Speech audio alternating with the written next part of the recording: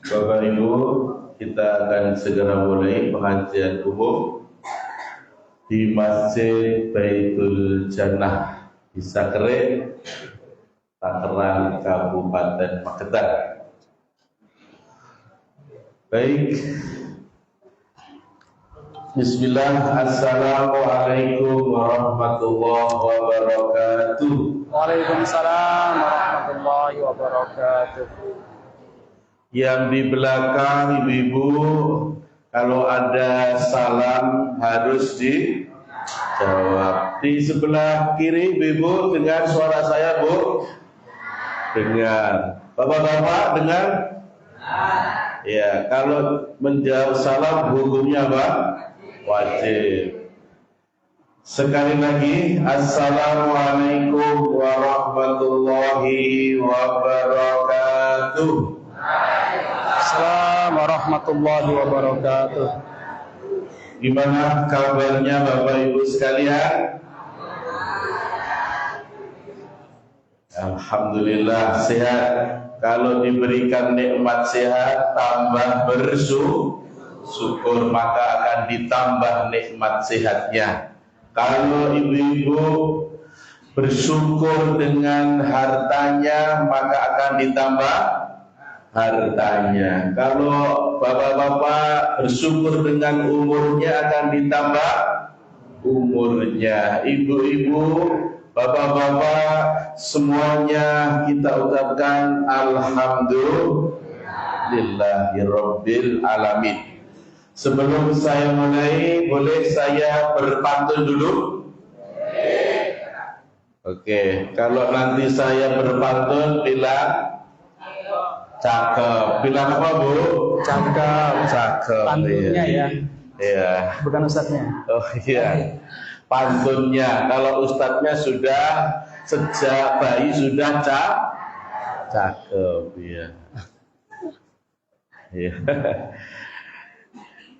Saya bacakan. Pagi cerah di desa Kere. Cakep. Sawah menghijau indah memikat. Cakep. Hati tenang, hidup pun baik. Wow. Bila dekat dengan Allah yang Maha Rahman. Cakep. Alhamdulillah. Sekali lagi biar tambah semangat. Udara sejuk di Tangerang. Suara ayam jadi penanda pagi. Dekat dengan Allah bawa bahagia. Hidup penuh berkah takkan rugi. Cakep. Amin. Allahumma amin. Alhamdulillah. Amsayna wa amsal mulku lillah walhamdulillah la syarikalah wa ilaihin nusur. Amsayna ala fitratil Islam wa ala kalimatul ikhlas wa ala dina nabiyyina Muhammadin sallallahu alaihi wasallam wa ala millati abina Ibrahim hanifa wa ma kana minal musyrikin. Asyhadu an la ilaha illallah wahdahu la syarika lah wa asyhadu anna Muhammadan abduhu wa rasuluh la nabiyya wa la rasula ba'da. Usikum bin nafsi wa iyyakum bi taqwallah faqad fazal mu'minun al-muttaqun. Ya ayyuhalladzina amanu taqullaha haqqa tuqatih wa la tamutunna illa wa antum muslimun. Bapak Ibu jamaah pengaosan yang dimuliakan Allah Subhanahu wa taala, alhamdulillah sekali lagi kita memohon syukur kepada Allah atas limpahan nikmat yang begitu banyaknya sehingga kita bisa menghadiri pengaosan di sore hari ini di Masjid Baitul Jannah yang insya Allah semakin berkah. Semoga para pengurus diberikan istiqomah. Amin. Yang hadir semoga diberikan berkah. Amin. Hartanya melimpah. Amin.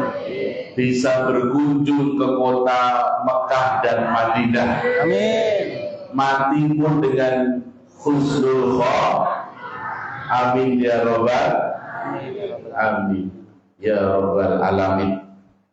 Bapak Ibu rahimahumullah, pada sore hari ini saya menemani Ustaz di samping kiri saya, Ustaz Mas'ud Izzul Mujahid, yang dari Solo sejak tadi pagi sudah mengisi di kota Magetan jam 9 sampai jam 11. Kemudian kita bisa bersilaturahmi dengan Bapak Ibu di Masjid Baitul Jannah ini di Desa Kere, Tangerang, Magetan. Semoga silaturahmi ini membawa keberkahan, membawa umur yang panjang dan amal soleh yang betul-betul membawa kita menuju surganya Allah Subhanahu wa Ta'ala. Jadi nanti insya Allah akan kita ngaji bareng bersama Ustaz Mas'ud ya, dengan tema indahnya hidup apabila dekat dengan Allah. Apa Bu? Indahnya hidup apabila dekat dengan Bapak-bapak, sekali lagi apa temanya Pak? Hidup apabila dekat dengan Allah. Siapa yang sudah hafal ngacung? Ada door prize ini. Wah, langsung door prize ya? Ini panitia, ini ada door prize. Pak Suryadi mau jawab? Mau? Oh, silakan. Apa tema hari ini akan kita bahas? Indahnya hidup apabila dekat dengan Allah. Betul Ustaz. Betul, Masya Allah. Ambil hadiahnya ini ya. Masya Allah. Hadiah bisa menjawab 1 bongkah emas. Oh, silakan Pak Heru. Ini masih ada 1 kintal kurang. Jadi tetap nanti ada tanya jawab bersama Ustaz Mas'ud ya. Jangan sampai pulang, nanti kalau pulang nggak dapat door prize. Boleh yang di belakang, di samping kanan saya atau samping kiri saya. Silahkan, ini adalah ngaji santai bersama Ustaz Mas'ud. Siapa yang hafal nama lengkap mubalek kita sore hari ini ngacung? Siapa? Kalau salah bayar hadiah. Kam? Kalau salah kasih hadiah ke kita. Kalau salah kasih hadiah ke kita. Kata siapa? Pak Pranto. Mas'ud Izzul Mujahid. Betul masalah. Betul. Oh, khairan. Oh, betul. Tapi dijanjikan hadiah tadi. Hah? Dijanjikan hadiah tadi. Iya hadiah, ini hadiah. Ya, insyaallah. Ya, kasihkan insyaallah. Ya. Jangan dihabisin saja. Jangan lihat hadiahnya ya, tapi berkahnya. Ibu-ibu kok nggak jawab? Bu, kalau saya bilang Bu, dalam kata nggih? Ibu kurang kompak Bu. Ibu, Bapak, kalau Bapak bukan dalam nggih, betul nggih? Bapak kurang banter Bapak. Banter bapaknya. Masya Allah. Semangat bapaknya ini ya. Iya. Biar enggak ngantuk ya. Sebelum kita mulai, kita bacakan dulu biodata beliau Ustaz Mas'ud yang nanti akan membahas tentang indahnya hidup apabila dekat dengan Allah Subhanahu wa Ta'ala. Nama beliau Mas'ud Izzul Mujahid, ya, pekerjaan dai dan guru agama. Lahir pada tahun 1984 di Bima, NTB. Berkeluarga, ayah dari 5. Ya, kemudian beliau awalnya tinggal di Solo, sekarang tinggal di Sukoharjo. Hobinya membaca, renang, menulis, traveling, dan olahraga. Pendidikan di Pondok Pesantren Darussahadah, kemudian Ma'had Ali An-Nur, kemudian non formal mulazamah ke Jeddah, Saudi dan Suriah, mengikuti beberapa daurah ilmiah dalam dan luar negeri. Kemudian beliau juga sebagai Direktur Andalus Group, kemudian menjadi pimpinan umum redaksi media dakwah An-Najah tahun 2009 sampai tahun 2021. Kemudian bersama kawan-kawan mendirikan pesantren animasi Al-Fatih dan menjadi pimpinan 2020 sampai sekarang. Dan beliau sekarang juga dosen di Ma'had Ali An-Nur, dosen Sakofah dan Fikih Dakwah hingga sekarang. Demikian sebagai biodata beliau. Semoga nanti kita biar semakin mantap mendengarkan apa yang beliau sampaikan. Waktunya dari pukul 4:10 nanti sampai pukul 4:05 nanti akan ada sesi lain-lain dan tanya jawab. Begitu Ustadz Masud, kami persilahkan membahas tentang indahnya hidup apabila dekat dengan Allah Subhanahu wa taala. Monggo dipersilahkan. Baik, bismillahirrahmanirrahim. Alhamdulillahirabbil alamin. Wassalatu wassalamu ala Rasulillah wa ala alihi wa ashabihi wa mawalah wa ba'd. Assalamualaikum warahmatullahi wabarakatuh.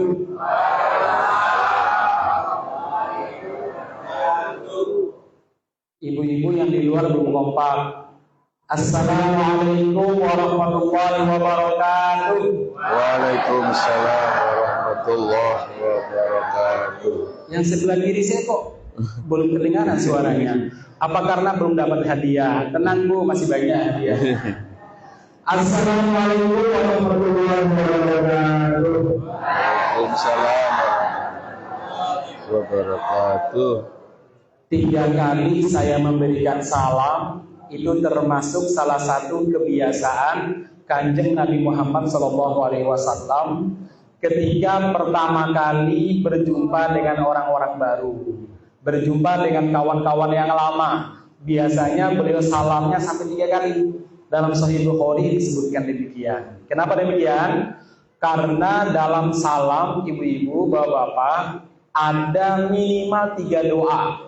Assalamu, semoga apa? Keselamatan. Selamat dari apa? Macam-macam. Selamat dari hutang yang menumpuk. Selamat dari kredit BRI. Mudah-mudahan tidak ada. Ya. Kemudian selamat juga dari macam-macam. Itu namanya assalamu. Warahmatullah. Doa kedua adalah semoga kamu mendapatkan apa ibu-ibu? Rahmat Allah. Ibu-ibu, bapak-bapak sekalian, rahmat Allah ini adalah modal kita untuk masuk surga. Bahkan pintu-pintu surga itu akan dibuka bagi mereka yang dirahmati oleh Allah Subhanahu wa taala. Nah, terus yang ketiga, doa kita adalah wa barakatuh.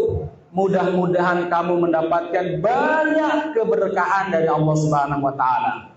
Berkah itu apa? Ya, berkah itu macam-macam. Para ulama mengatakan ziyadatul khair, bertambahnya kebaikan. Baik umur kita, keluarga kita, harta kita, usaha kita, itu namanya keberkahan. Kalau seandainya dikalikan 3, berarti kita mendapatkan masing-masing 3 kali doa. Ya, subhanallah, ini merupakan sebuah keindahan Islam yang luar biasa. Salam saja itu merupakan doa. Tadi doanya sudah diwakili sama Ustaz Zuhair ya. Saya tidak perlu memperpanjang, tapi ini luar biasa Islam. Ada cerita ibu-ibu, bapak-bapak sekalian, pada zaman dulu di Arab ada orang Badui. Ibu-ibu, bapak-bapak tahu Arab Badui itu apa? Badui itu sinten Bu, Arab Badui. Orang Badui itu wong desa wong alas banget. Biasanya mereka ini dikenal dengan kefasihan berbahasa Arab. Juga mereka ini dikenal dengan nek ngomong ceplas-ceplos, ya, tastos. Itu biasa orang Arab Badui.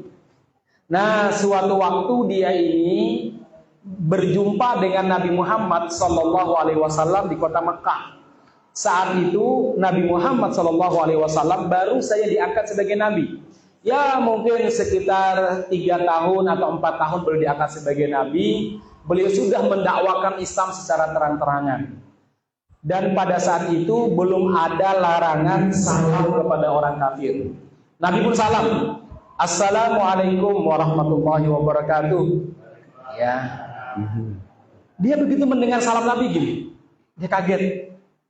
Indah sekali kisanak. Maqalahal Arab. Kata-kata ini gak pernah diucapkan sama orang-orang Arab. Baru kali ini saya dengar salam sapa yang sangat indah. Coba tadi ya. Assalamu, semoga selamat. Alaikum untukmu. Wa rahmatullah, semoga dapat rahmat Allah. Wabarakatuh, dan mudah-mudahan dapat keberkahan. Dia kaget. Ini bagus banget salamnya. Kalau kita mungkin biasa aja karena udah biasa.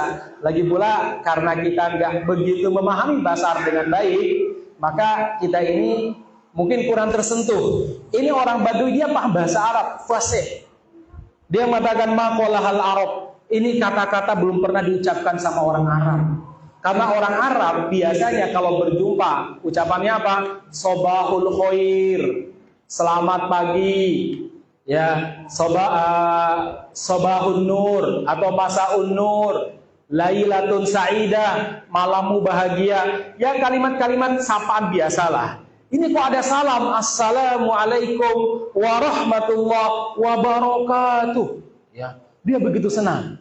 Dia langsung bertanya, Anta Muhammad, jangan-jangan kamu ya namanya Muhammad yang sering diceritakan oleh orang-orang Makkah itu? Iya, saya Muhammad. Oh, anta Muhammad, anta taz'umu annaka nabi? Kamukah yang mengaku-ngaku sebagai nabi? Apa jawaban Rasul? Ana nabiyullah. Saya memang nabi. Wa in kadzabuni, walaupun banyak orang yang masih mendustakan saya. Saya nabi. Dia lihat wajah Nabi dari ujung rambut atas sampai ke bawah kakinya, dari kaki sampai ujung rambut. Berkali-kali dia menatap dan dia mengatakan, wallahi lasta biwajhin kadhib, demi Allah wajah kamu bukan wajah pendusta. Asyhadu an la ilaha illallah wa asyhadu annaka rasulullah. Masya Allah, baru dengar salam sudah masuk Islam. Alhamdulillah ya. Ini salam yang indah ya Mas Ken. Alhamdulillah ala kulli hal kita bisa berkumpul di kesempatan sore ini. Mudah-mudahan perkumpulan kita bermanfaat di hari kiamat nanti. Saya ucapkan terima kasih banyak kepada hadirin wal hadirat, terkhusus kepada satu benang raja ya. Saya tadi pikir usaha tekstil dok ya. Ya Masya Allah luar biasa. Baik, demikian juga kepada Takmir Masjid Baitul Jannah, demikian juga teman-teman di Yayasan Al Khair yang telah memfasilitasi dakwah ini, dan tentunya luar biasa yang memeriahkan acara ini bapak-bapak, ibu-ibu, mas-mas, mbak-mbak yang rela meninggalkan acara sore ini. Biasanya sore minggu gini ngapain mas-mas? Tidur? Ya kalau maksudnya pas libur kemana? Kesarangan atau main bola ya. Alhamdulillah cuma sekali dalam sebulan, maksudnya hari ini ya kita khususkan waktu, insya Allah nggak sampai berjam-jam, cuma sebentar abang-abang ya duduk di sini untuk mencari keberkahan majelis ilmu. Mas-mas tahu nggak berkah majelis ilmu itu? Mungkin jenengan itu sudah bertahun-tahun mencari jodoh nggak ketemu. Nah, begitu menghadiri majelis ilmu ini, nanti berdoa sama Allah. Boleh kok doanya. Apa doanya? Ya Allah, jika tadi aku ngajinya Engkau terima sebagai ibadah, tolong mudahkan aku untuk mendapatkan jodoh yang apa mas biasanya? Cantik. Nggak penting ya, cantik ya. Yang penting yang cantik, yang soleha, sensuki. Apa meneh? Oh, pertanyaannya dia mau nggak sama jenengan itu masalahnya ya. Baik, yang jelas jemaah sekalian mudah-mudahan dari Allah Subhanahu wa taala, boleh kok ibu-ibu berdoa dengan perantaran amal soleh itu boleh. Jenengan sebutkan, ya Allah, kalau tadi aku ikut pengajian yang kau terima di sisimu, ya Allah, jadikan itu sebagai wasilah, sarana agar anakku soleh, agar anakku dan dapat jodoh dan lain sebagainya. Itu namanya tawassul dengan amal soleh. Diperbolehkan dalam syariat. Baik, jemaah sekalian yang mudah-mudahan dirahmati Allah, itu yang pertama, jazakumullah khairan. Yang kedua, saya setelah sekian tahun, bukan sekian purnama lagi ya, datang ke Takeran. Ya, alhamdulillah bisa berjumpa lagi. Mudah-mudahan ini bukan sekedar jumpa di dunia, tapi juga jumpa di akhirat nanti. Amin. Ya, insya Allah. Apa ya Ustaz? Iya. Dalam sebuah riwayat Imam Muslim disebutkan. Nah ini ya. Kalau Ustaz biasanya kalau ngomong itu ada dalilnya.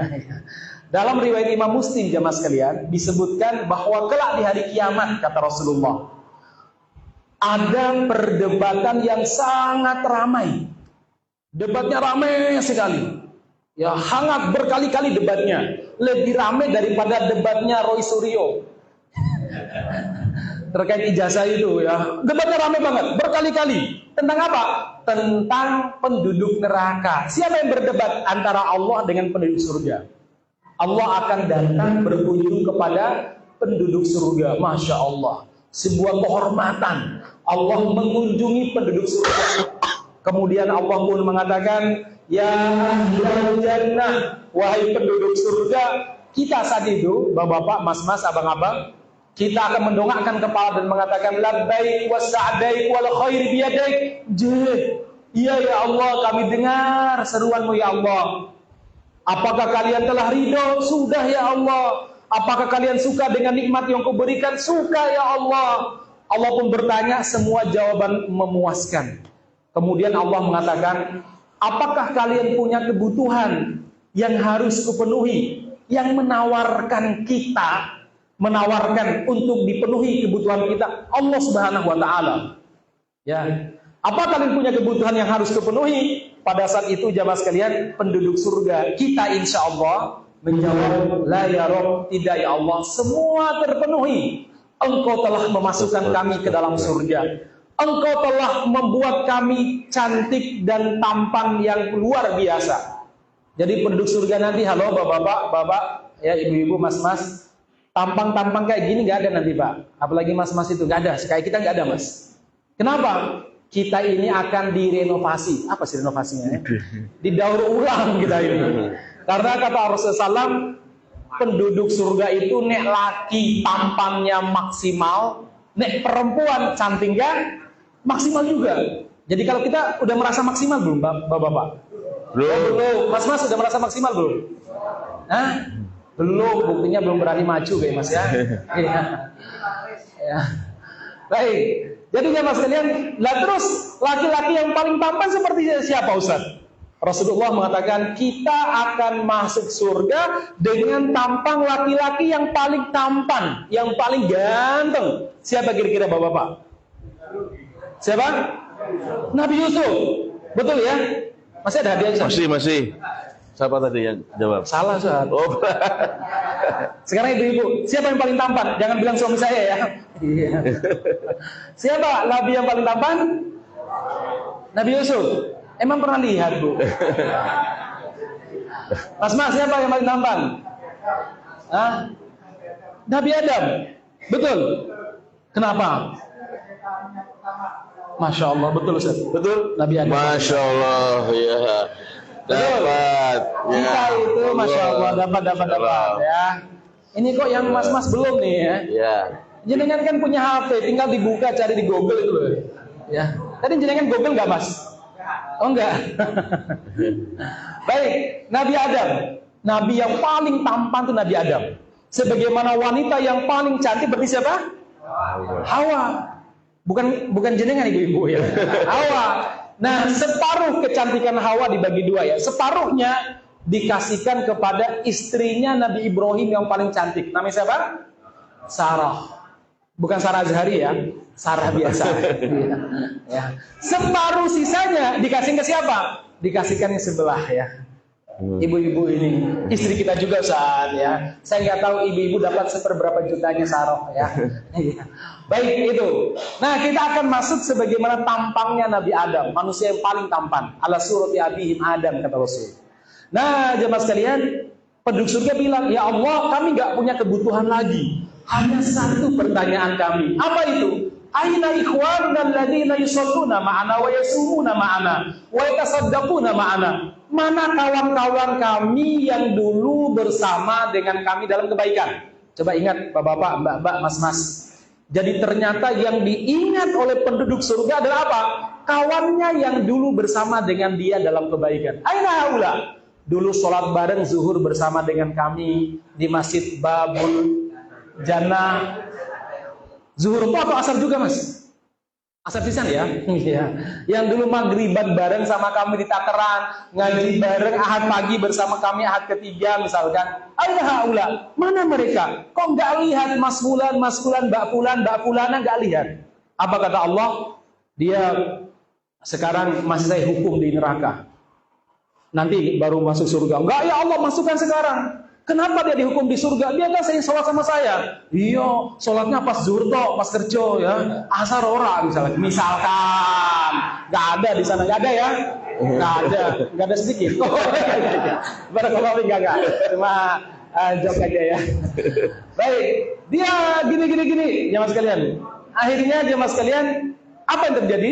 Yang terjadi Allah pun mengatakan setelah debat yang sangat lama, Allah panggil malaikat. Malaikat, siap ya Allah.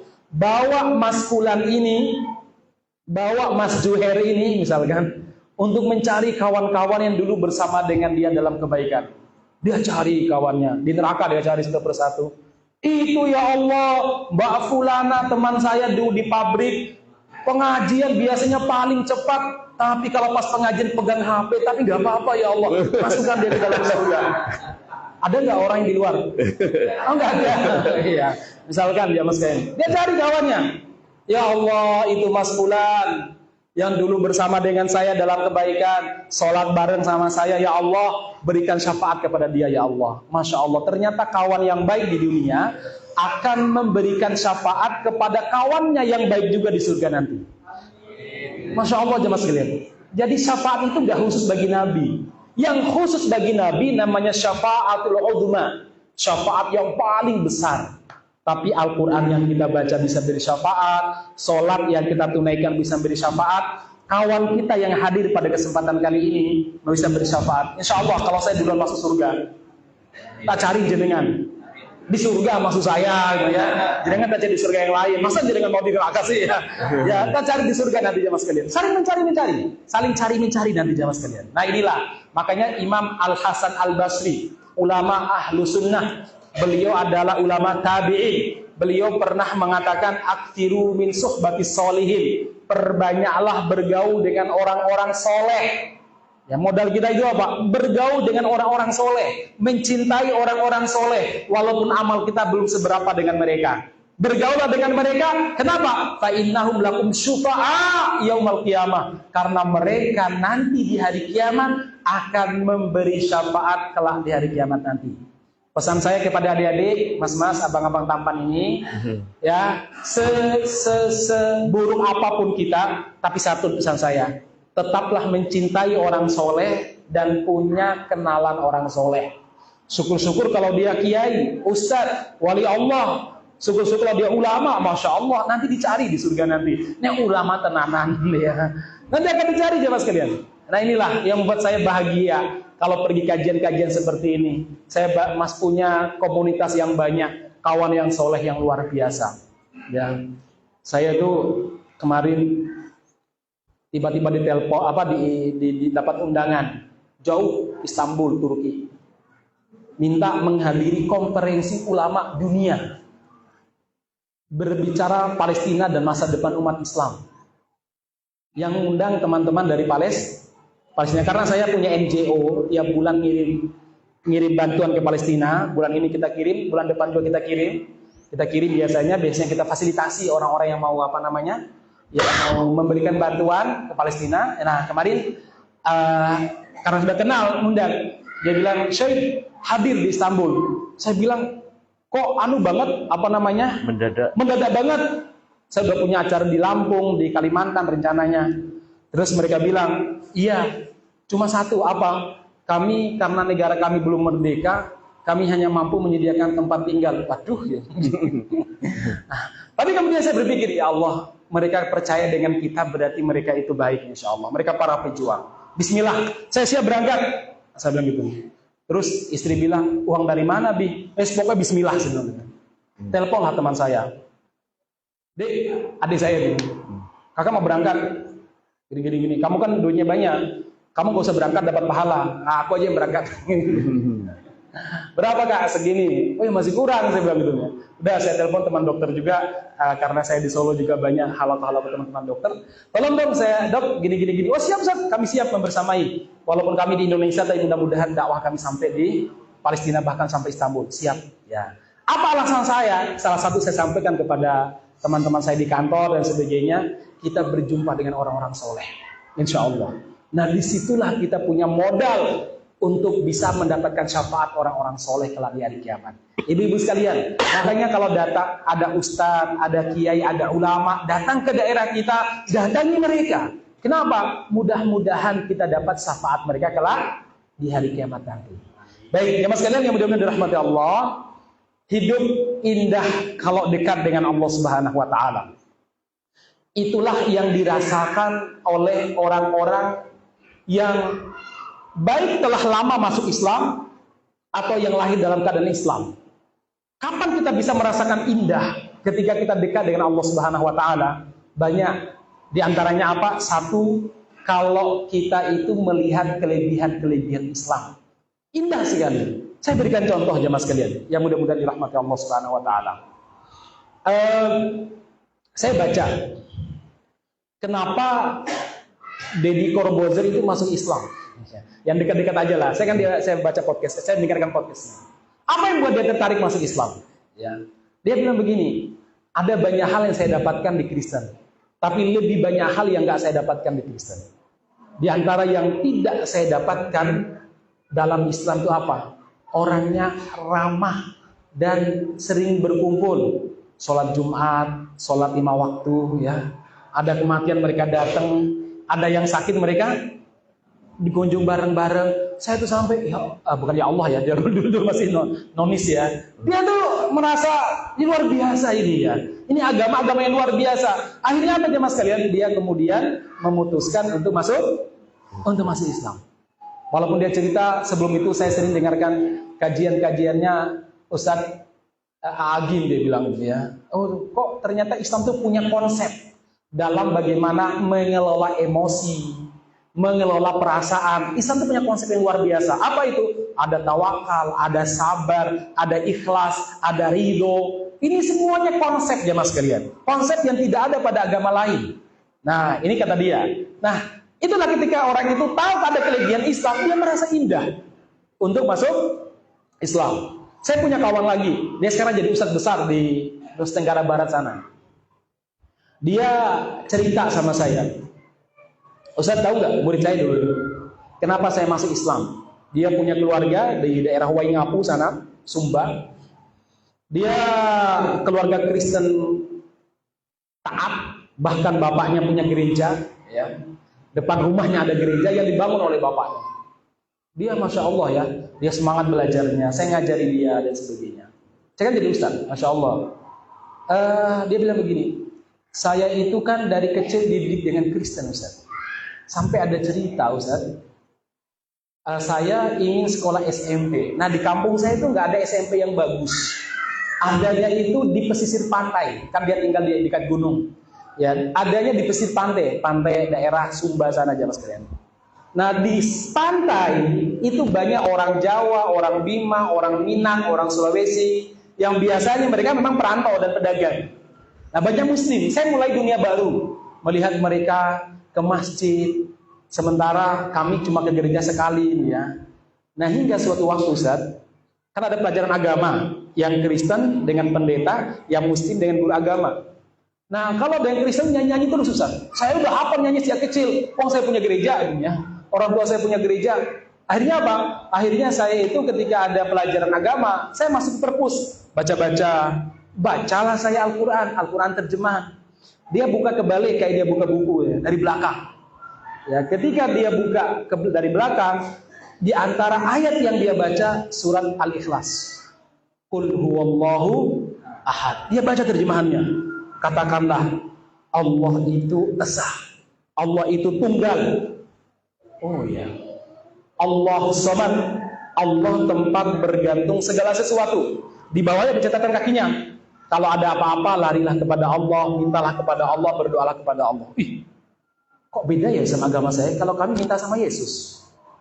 Ya, walaupun Yesus itu anak Tuhan. Dia baca lagi bawahnya, lam yalid walam yulad. Loh, lah terus Yesus siapa? Iya. Dia mulai muncul pertanyaan-pertanyaan macam-macam. Akhirnya dia bicara logika gobloknya begini. Bagusnya Tuhan yang umat Islam sendirian bisa mengatur dunia. Tuhanku butuh 3 untuk mengatur dunia. Jadi kekuatan umat Islam dong. Ini logika bodohnya dia ya, logika gobloknya dia saat itu ya. Tapi bagus juga sih ya. Akhirnya dia ngobrol sama guru agama. Bapak, kenapa sih Islam begitu diterangkan? Akhirnya dia masuk Islam sembunyi-sembunyi, nggak diketahui sama orang tuanya. Sampai selesai SMP dia masih menyembunyikan keislamannya. Setelah itu dia bilang sama Ustaz, kalau ketahuan saya masuk Islam, saya bisa dipukul sampai mati, Ustaz, dia bilang. Kira-kira bagaimana Ustaz? Akhirnya Ustaznya bilang, pergilah kamu ke Bima, pondok di pesantren teman saya, Ustaz Zainuddin, Ustaz. Ya, teman angkatan beliau. Gitu ya. Nah, mondoklah di pondoknya teman kita ini, mondok. Di situ dia mondok sampai 2 tahun. Di situ dia mulai belajar. Dia sering membaca bukunya Ahmad Dedan, itu kristolog. Dia sering mendengarkan ceramahnya Zakir Naik. Dia sering mendengarkan ceramahnya yang masuk-masuk Islam, Ustaz Ahmad Ihsan itu, Ustaz Ihsan, Ustaz siapa yang kemarin sudah meninggal itu? Ya, Ihsan Mokoginda. Dia mulai baca setelah 2 tahun. Dia bilang begini, Ustaz, saya sekarang udah percaya dengan Islam. Saya siap berdebat dengan bapak saya. Doakan mudah-mudahan orang tua saya masuk Islam. Jadi kamu akan pergi untuk mendakwahi orang tuamu. Benar Ustaz. Baik. Kalau kamu bisa memasukkan Islam salah satu dari orang tuamu, nanti kalau kamu udah lulus, saya carikan santriwati yang paling cantik. Siap Ustaz. Wah, ini kiainya yang ngomong ya. Semangat ya. Semangat mudanya dia. Wah, dapat santriwati yang paling cantik. Ya kadang hal-hal duniawi itu sosok penting juga Ustaz. Ya. Berangkatlah dia jemaah sekalian. Dia berangkat langsung pakai gamis. Begitu masuk pakai orang tuanya. Anak, kamu gak salah pakai itu anak. Dia bilang, tidak Bapak, ini pakaian saya. Kamu memangnya sudah muslim anak? Iya Bapak, saya sudah muslim sejak SMP Bapak. Marah bapaknya, merasa dilecehkan, dipukul anaknya dari pagi sampai malam. Dia istirahat cuma sholat tok, dianya. Nah pas malam dia bilang, Bapak, apa Bapak gak capek pukul saya setiap pagi? Besok lagi lanjut Bapak, capek saya, Bapak juga capek kan dia bilang. Iya. Dia udah niat ini tidak boleh sama saya sih, mudah-mudahan gak berlebihan ya. Pokoknya niat saya akan bersabar sampai Bapak saya terbuka pikirannya. Mau diapain terserah. Akhirnya besok paginya dia bangun sholat subuh, dia sholat. Bapaknya ternyata semalaman gak sholat, gak tidur. Dia merenung, akhirnya dipanggil pagi-pagi. Anak, sini anak. Aku bertanya sama kamu, kamu tuh anakku yang paling pintar. Kenapa kamu pindah jadi muslim anak? Dia bilang. Apa dia bilang? Bapak, agama Islam itu agama yang sangat indah Bapak. Kalau kita dibeda-bedakan karena status, tapi agama Islam itu tidak ada yang membedakan kecuali ibadah Bapak. Bapak, Islam itu agamanya jelas Tuhannya. Emang jelas bagaimana disebutkan? Sekarang saya tanya sama Bapak, Bapak, kenapa Bapak itu menjadikan Yesus sebagai Tuhan? Bukankah Nabi Allah itu banyak? Ada Moses, ada Adam, ada Yohanes, ada siapa lagi? Abraham, ada Noah dan lain sebagainya. Disebutkan nabi-nabi itu ya. Kenapa harus Yesus? Apa Bapak bilang anak, itu Yesus lahir dalam keadaan yang luar biasa tanpa bapak anak. Dia bilang, Bapak, ada yang lebih luar biasa. Siapa? Adam tanpa bapak, tanpa ibu. Kenapa dia saja tidak jadikan sebagai Tuhan? Apa jawaban bapaknya? Beda. Adam itu lahir di surga. Yesus lahir di dunia. Bapak, hari ini banyak anak yang lahir tanpa bapak. Kenapa enggak ada yang spiritual? Bapaknya bingung jawabnya jemaah sekalian. Ini cerita beliau. Terus pertanyaan berikutnya beliau yang buat bapaknya berpikir lagi. Bapak, kemana? Kenapa bapak kemana-mana pakai kalung salib bapak? Apa jawaban bapaknya? Karena Yesus meninggal di tiang salib. Kalau dia meninggal di tiang listrik, bapak kemana-mana bawa tiang listrik juga. Akhirnya bapaknya diam juga ya mas. Dan pada akhirnya satu keluarga masuk Islam, tinggal kata beliau kemarin tinggal satu kakaknya yang belum masuk Islam ya. Masya Allah jemaah sekalian. Jadi ini indahnya Islam baru dari konsep ketuhanan. Baru konsep ketuhanan. Maka jemaah sekalian mudah-mudahan Allah Subhanahu wa taala. Sekarang saya ingin masuk pada bagaimana kita ini supaya bisa merasakan indah untuk hidup dekat dengan Allah Subhanahu wa taala. Ada 3 pintu yang disebutkan oleh para ulama. Ya. Saya ringkaskan saja. Satu adalah pintu namanya pintu ilmu. Pintu apa ini misalnya? Pintu ilmu. Makanya Imam Al-Ghazali, demikian juga Imam Al-Maqdisi menyebutkan pintu pertama yang harus dilewati oleh orang supaya dia bisa nyaman hidup bersama dengan Allah. Pintu ilmu dulu. Maksudnya apa? Kudu belajar. Kalau nggak belajar nggak bisa. Kayak anak tadi lah. Ketika dia belajar, dia bisa menjawab berbagai macam masalah. Bahkan mampu masukkan orang tuanya ke Islam. Dari apa? Pintu ilmu. Nah inilah ibu sekalian, kenapa Islam itu agamanya agama ilmu.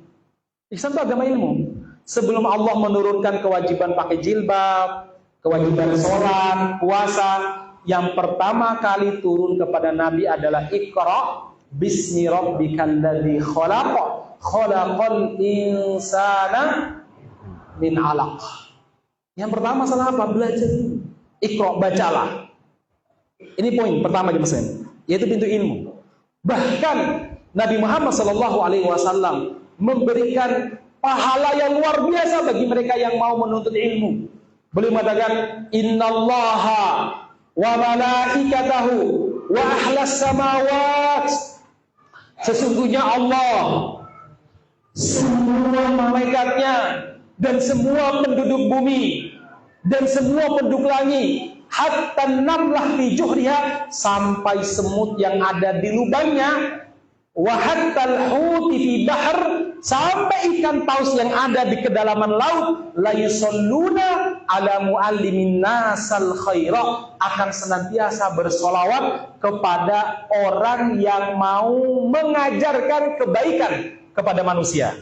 Ya. Menurut para ulama, ini juga ayat berlaku bagi mereka yang mau belajar kebaikan untuk nanti niatnya memperbaiki diri dan mengajarkan kebaikan bagi orang lain. Masya Allah.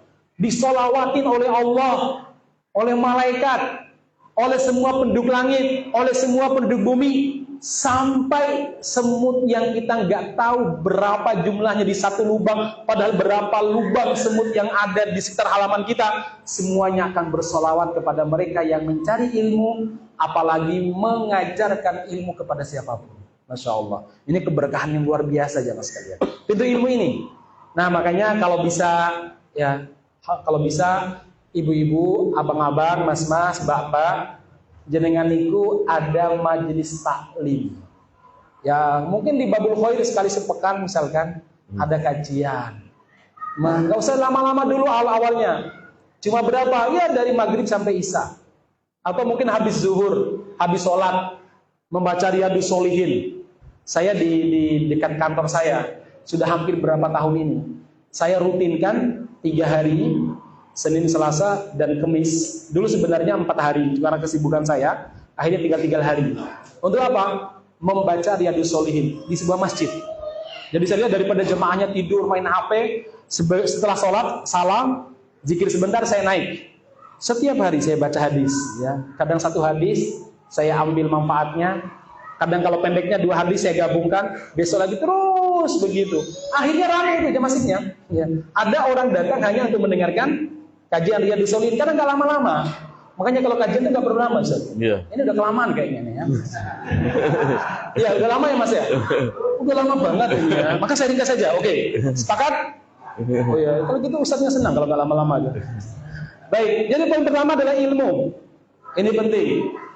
Bapak-bapak, dulu ada salah seorang yang ingin bertaubat, ingin hijrah. Ya Syekh, aku dosanya banyak, aku ingin taubat dan sebagainya. Kemana saya harus pergi?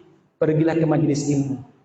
Jadi kalau para ulama ada orang ingin taubat ke majelis ilmu, ada masalah larilah ke majelis ilmu. Kenapa? Majelis ilmu itu luar biasa. Tadi ya, setiap langkah kita dijadikan jaminan terangkatnya derajat kita dan terampunnya dosa-dosa kita. Dosa sebanyak apapun dengan langkah menuju majelis ilmu akan terampuni insya Allah selama bukan dosa-dosa besar. Kalau dosa-dosa besar harus bertaubat serius. Baik, dua, itu satu ya. Yang kedua, apa pintu agar kita bisa menikmati hidup bersama dengan Allah Subhanahu wa taala? Yang kedua adalah as-shalah. Salat. Jadi kewajiban ibu-ibu setelah mentauhidkan Allah, setelah beriman kepada Allah, yang dilakukan oleh Nabi di kota Makkah saat itu adalah apa? Taklim, mengajarkan ilmu yang baik, mengajarkan ini itu. Yang kedua, sebelum ada kewajiban lainnya adalah apa? Kewajiban sholat. Sholat itu sudah ada, bahkan jauh sebelum Isra Mi'raj. Isra Mi'raj itu sholat 5 waktu. Sebelumnya sholatnya buduwa wa asyiyah, pagi dan sore, 2 rakaat. Sebelum ada sholat 5 waktu dan tahajud. Jadi sholat ini jemaah sekalian, ini pintu agar kita bisa dekat dengan Allah Subhanahu wa taala. Abang-abang, kalau pusing mas-mas, mbak-mbak, pusing misalkan, atau mungkin apalagi apa sih namanya? Galau ya. Apalagi biasanya anak muda itu apa sih? Anak muda zaman sekarang tuh banyak penyakitnya gitu ya. Kabut. Apa nih Mas? Ya. Baik, apa yang Anda lakukan? Jangan kemana-mana. Gelar sajadah, laksanakan sholat, minta kepada Allah Subhanahu wa taala. Itu yang dicontohkan oleh Kanjeng Nabi, jamaah sekalian. Bukan ke diskotik, bukan ke kafe. Adik-adik kalau ke kafe akhir pekan misalkan, bukan masalah yang selesai, banyak masalah. Apa? Hutangnya numpuk, duit gajinya habis. Ya. Kalau gelar karpet, gelar apa namanya? Gelar sajadah. Insya Allah duitnya datang, solusinya datang. Anas bin Malik bercerita begini. Karena Nabi SAW, Nabi Muhammad SAW, idza syadda alaihi al-amru, kalau menghadapi masalah yang berat sekali, masalah keluarga, masalah orang kafir, masalah macam-macam, maka beliau itu segera wudu, diperbagus wudunya, semua dibasuh, kemudian beliau salat sunnah 2 rakaat, fa'atola sujud ruku'ahu wa sujudahu. Beliau perpanjang rukunya dan perpanjang sujudnya. Setelah itu beliau berdoa, Allahumma rahmataka arju, ya Allah rahmatmu yang aku harapkan. Fala takilni ila nafsi tarfata ainin. Jangan biarkan aku mengurus masalah pribadiku sendirian. Libatkan dirimu ya Allah. La wa aslih li sya'ni kullah. Perbaiki semua urusan saya, urusan keluarga, urusan ekonomi, urusan kesehatan, perbaiki ya Allah. La ilaha illa anta, karena tidak ada yang zat yang diharapkan kecuali Engkau ya Allah. Apa kata Anas bin Malik? Biasanya masalahnya itu mulai mencair. Masalahnya mulai ditemukan solusinya. Salat, jemaah sekalian. Ini apa? Salat. Urusan apapun. Ibu-ibu urusan apa sih yang paling berat? Bapak-bapak urusan apa? Biasanya ibu-ibu urusan sama suami urusan sama istri. Iya. Urusan rumah tangga itu urusan yang paling berat loh. Dalam Al-Quran itu sampai yang dibicarakan banyak rumah tangga loh. Rumah tangga. Oh, rumah tangga kalau nggak beres itu, kiai itu jadi susah ngomongnya, hafalannya hilang kalau pas pengajian ini ya. Ya bukan pengalaman, ini cuma cerita aja. Iya betul, sebagaimana mbak-mbak, ibu-ibu, itu kalau nggak selesai ada masalah di rumah, pergi kerja itu nggak fokus lagi kerja itu ya, hitungannya gagal itu. Ya. Kenapa demikian? Urusan keluarga. Maka urusan yang paling pelik. Makanya Islam itu punya namanya fiqhul usrah, fikih keluarga.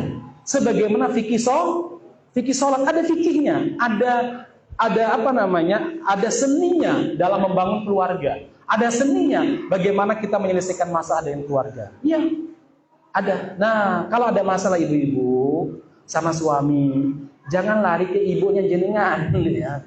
Keluar rumah nggak boleh. Istri itu kalau punya masalah sama suami terus langsung minggat, haram. Mohon maaf, saya harus ditegas mengatakan haram. Saya ini orang luar Jawa, jadi nek ngomong tuh apa adanya langsung ya. Ya haram, nggak boleh. Kecuali kalau itu mengancamnya nyawa.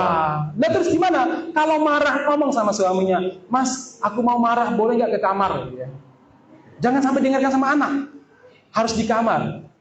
Atau harus keluar kata para ulama, mungkin di rumah makan. Kalau di rumah makan semarah apapun, insya Allah nggak mungkin banting piringnya warung makan.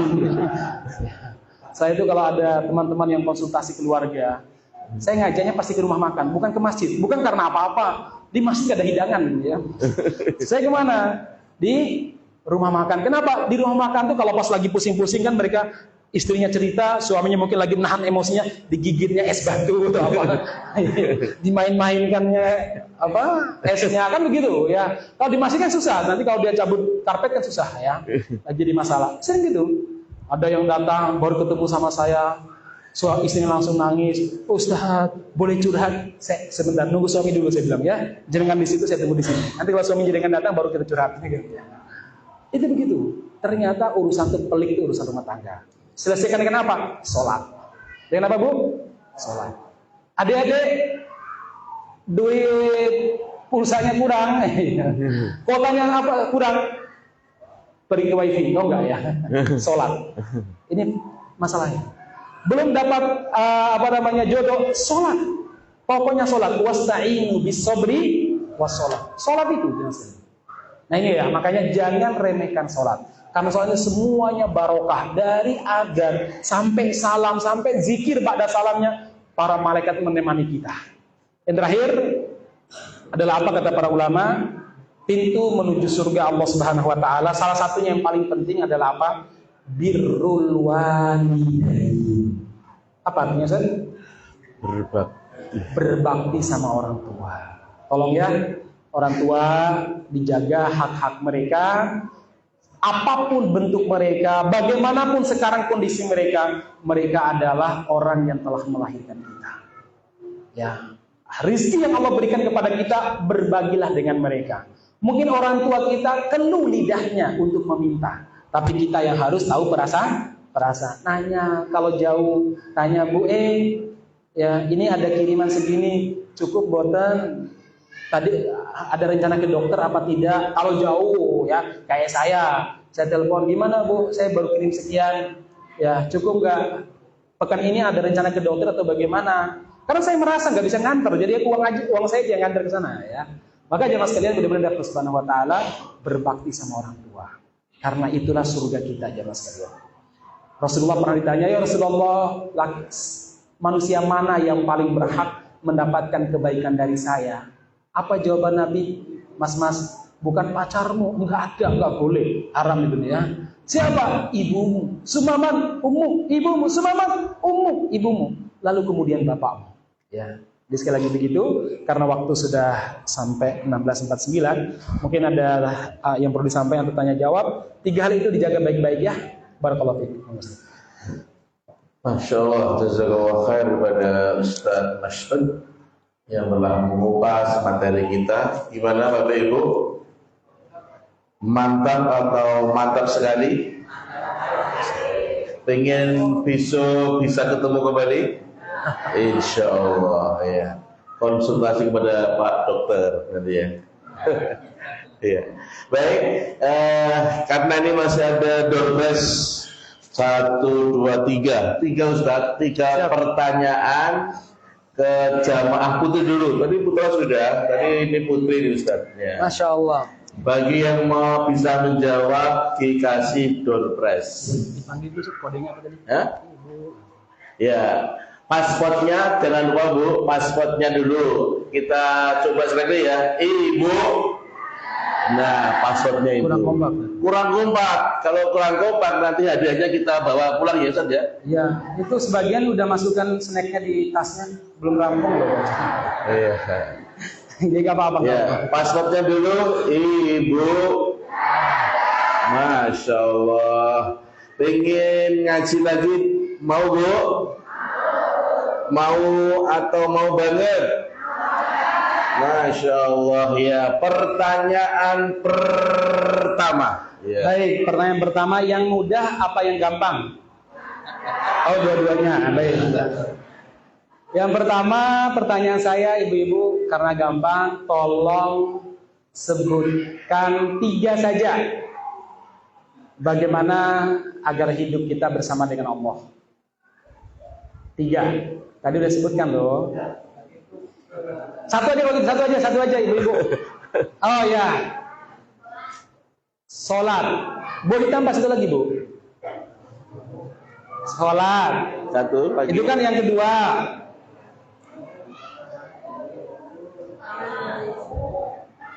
Alhamdulillah. Oh iya. Ibu siapa? Bagus. Ya, silakan maju ke depan, Bu Sudarti. Ya, dapat door prize dari sponsor. Bu Oh, Kartini. Bu Kartini, rumahnya paling jauh ternyata. Jepara. Hah? Jepara. Jepara, Jogja. Kan Kartini Jepara toh? Itu loh ibu kita yang Kartini itu. Itu nanti itu gula Bu ya. Nanti kalau pengen sedap dibelikan teh atau kopi, digorengkan tempe. Nah, betul. Pertanyaan kedua, masih ibu lagi Ustaz? Masih ibu lagi. Iya. Baik, ibu-ibu sekalian, pertanyaan yang kedua adalah siapa saja yang bisa memberi syafaat kepada kita? Yang memberi syafaat kepada kita kelak di hari kiamat. Monggo yang di belakang, yang di luar. Tadi siapa? Materi pertama tadi. Angkat tangan. Yang muda-muda saya ingin cari nih. Malu. Oh, nggih, Ibu sini dulu ya tadi angkat tangan. Bu siapa? Bu Sartini. Ya, monggo jawab dulu apa Bu? Teman yang ya. Teman yang soleh. Apalagi? Oh, contohnya para ulama. Ya. Siap. Cukup. Mau nambah? Cukup. Lah ini suami istri dapat ya? Hah? Masya Allah. Masa? Oh dapat? Nggak apa-apa. Gak apa-apa. Ya.